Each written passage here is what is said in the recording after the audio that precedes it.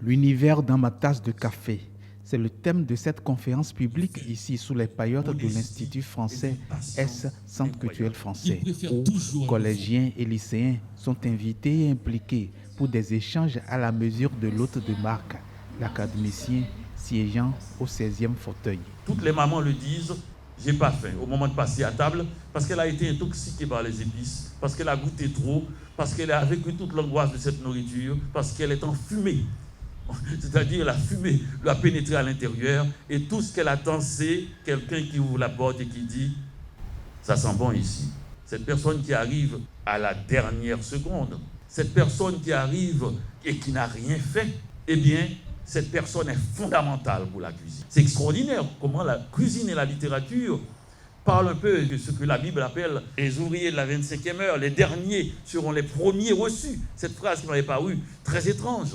Partout, on accuse ceux qui n'ont rien fait, sauf pour la littérature et la cuisine. On s'attend à qu'ils ne soient pas là. D'ailleurs, la phrase la plus dure, « sortez de ma cuisine », dit la mère. « Sortez de mon roman ». Le livre doit être écrit seul. « Sortez de mon roman ». Tu vois, il y a des gens qui veulent toujours regarder par-dessus l'épaule. « Sortez de ma cuisine, sortez de mon roman ». Et elle sera la seule qui ne mangera pas. Et elle n'attend qu'une chose, c'est que le fainéant dise « c'est bon, maman ». Et même s'il ne dit rien, c'est encore mieux.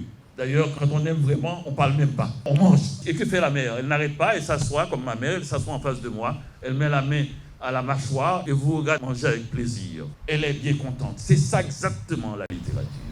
Nous voulons être lus. Rien de pire que des gens qui vous fassent des compliments sans vous avoir lu. On veut être lu. Merci. D'un Ernest Cao, homme de culture, à un Florent Kwaozotti, homme de littérature, la rencontre a été juste cordiale pour les uns, plus que primordiale pour les autres. Pour ce moment unique d'échange avec cette figure emblématique de la littérature contemporaine, Dany Laferrière. C'est bon, maman.